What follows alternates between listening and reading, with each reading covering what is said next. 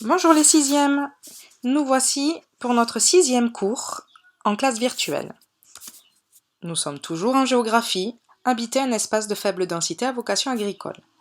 Pour aujourd'hui, vous aurez besoin de votre cahier, mais également de la fiche intitulée Représentation des campagnes. Nous étions dans le grand 2 des espaces en déclin. Pour aujourd'hui, vous deviez me rendre un texte où vous proposiez un bilan, où vous expliquez pourquoi Saint-Vincent-de-Salaire est un village en déclin et où vous m'apportiez des idées pour améliorer la situation.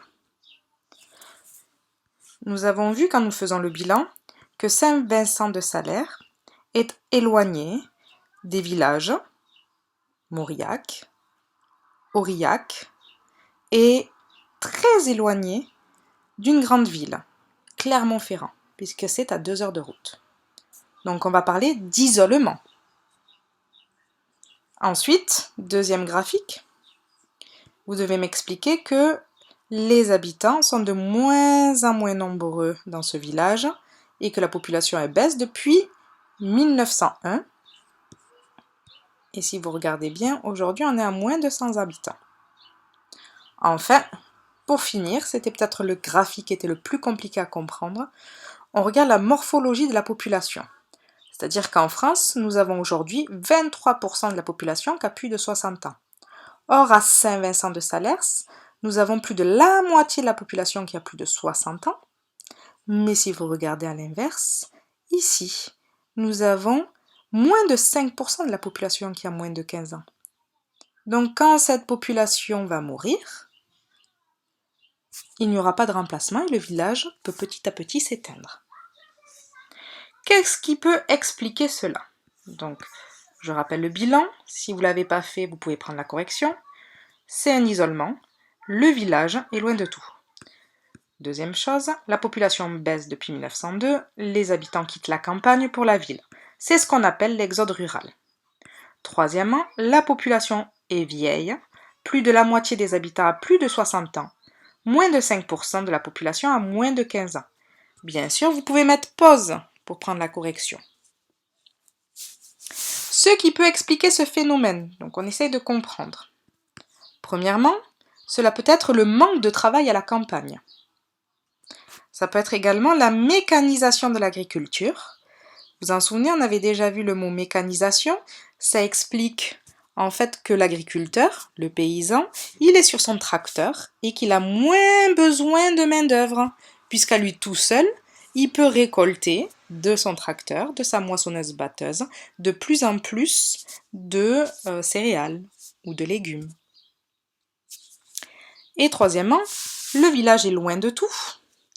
Donc les gens vont s'approcher plutôt de la ville, les familles vont s'approcher des villes pour avoir accès aux universités, aux pharmacies, à l'hôpital, aux loisirs, cinéma, restaurants, centres commerciaux, magasins. Et ce n'est qu'un petit panel d'exemples. Voici les propositions possibles qui me sont remontées, mais bien sûr il y en a d'autres. On pourrait par exemple baisser le prix de l'immobilier. Si les maisons sont moins chères, les gens auront envie d'aller s'installer dans ce village. On peut également construire des infrastructures de base, obliger à maintenir une école, la poste, une boulangerie. Et enfin, développer de nouvelles activités. La campagne a plein d'atouts. On peut faire des balades à vélo. On peut développer le tourisme gastronomique. C'est autour de la nourriture. Puisque les paysans, vous savez qu'ils récoltent ou ils élèvent. Et on peut donc faire du fromage, faire des produits qui sont biologiques, qui sont bonnes, qu'on ne trouve pas dans les supermarchés. Ou encore patrimonial. On peut faire avec des guides touristiques, faire visiter et expliquer l'histoire de ce village. Ou encore développer des fermes pédagogiques, c'est surtout pour les enfants, qui puissent rencontrer les animaux, nourrir les animaux et découvrir la vie à la ferme. Ceci étant dit, nous continuons. Nous passons à la trace écrite. Vous sautez une ligne s'il vous plaît. Hop, Un alinéa en décale de 2 lignes vers la droite. Et ici, hop, vous revenez à la marge. Donc à l'opposé, nombreux sont les espaces ruraux dynamiques. Certains bénéficient de la proximité des villes, d'autres plus éloignés ont su développer des activités de complément. Ces campagnes, dont l'image est positive, attirent autant les néo-ruraux à la recherche d'un cadre de vie sain pour leur famille que pour les touristes de la ville qui veulent découvrir les plaisirs de la nature, ce qu'on appelle le tourisme vert. Ainsi, ces espaces connaissent un phénomène de rurbanisation. Donc là, il y a 2 mots de vocabulaire que nous devons travailler. Néo-rural, nouvel habitant des campagnes venu de la ville, et rurbanisation, développement dans les campagnes d'un mode de vie urbain. Vous pouvez bien sûr mettre pause pour avoir le temps de tout écrire. Et ça fait référence surtout à la fiche que nous avons fait précédemment qui montrait que les campagnes pouvaient être dynamiques. Maintenant, nous allons travailler sur la représentation des campagnes. Si vous avez la fiche, vous pouvez coller la fiche. Si vous ne l'avez pas, je vous invite à reproduire ce tableau, c'est assez rapide. Donc un tableau de 3 colonnes avec 6 lignes. Et vous allez essayer de répondre aux questions suivantes en fonction des images que je vais vous montrer. Vous allez me dire si l'image est positive ou négative. Et ensuite, quels sont les arguments utilisés par le document. Nous allons faire le document ensemble, puis après, vous mettrez pause et vous essayez de répondre par vous-même. Première image.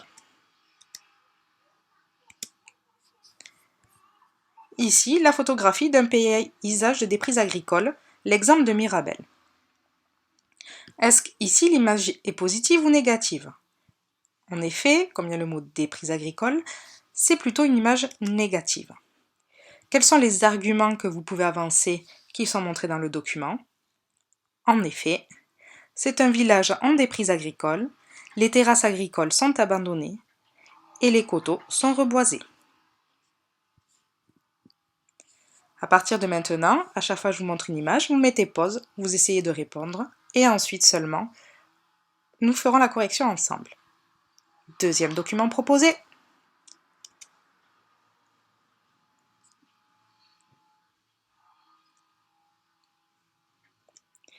En effet, l'image encore ici est négative. Quels sont les arguments qui sont montrés ici? La baisse de la population, le vieillissement des habitants et l'exode rural. On passe maintenant au document 3. Je remets la trace écrite des 2 premiers documents que nous avons faits. Document 3, je vous le montre. N'oubliez pas d'appuyer sur pause.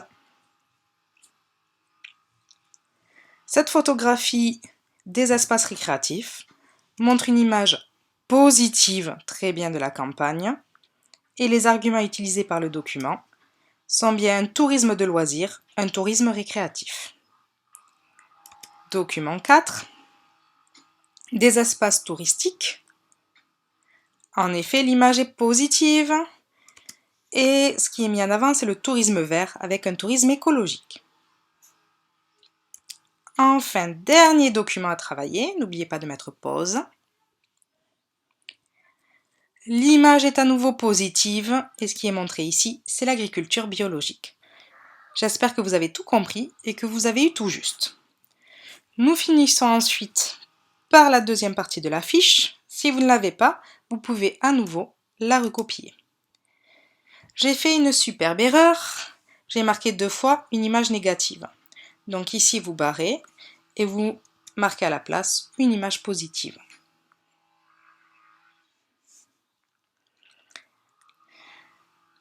Vous devez maintenant placer, s'il vous plaît, les mots suivants.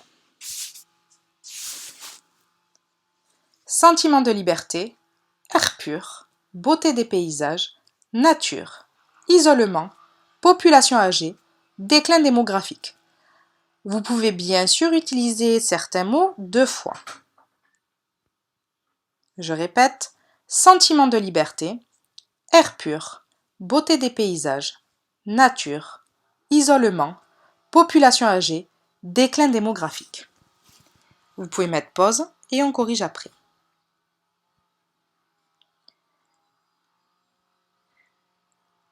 Sentiment de liberté, c'est en effet une image positive. Air pur, une image positive, excellent. Beauté des paysages, encore une fois, vous avez raison, c'est positif. Nature, très bien, c'est positif. Mais pour certains, on peut aussi le mettre en négatif. Certains n'aiment pas la nature. Isolement, très bien, c'est une image négative. Population âgée, c'est une image négative. Et enfin, déclin démographique, c'est une image négative. Nous avons fini notre leçon sur les espaces à faible densité à vocation agricole. Pour voir si vous avez tout compris, je vous propose pour le cours suivant de faire les 2 fiches conclusives intitulées « Habiter les campagnes ». Ça aurait été mieux sans faute d'orthographe. Habiter ER. Elles sont en pièces jointes sur Pronote. Nous les corrigerons au cours prochain.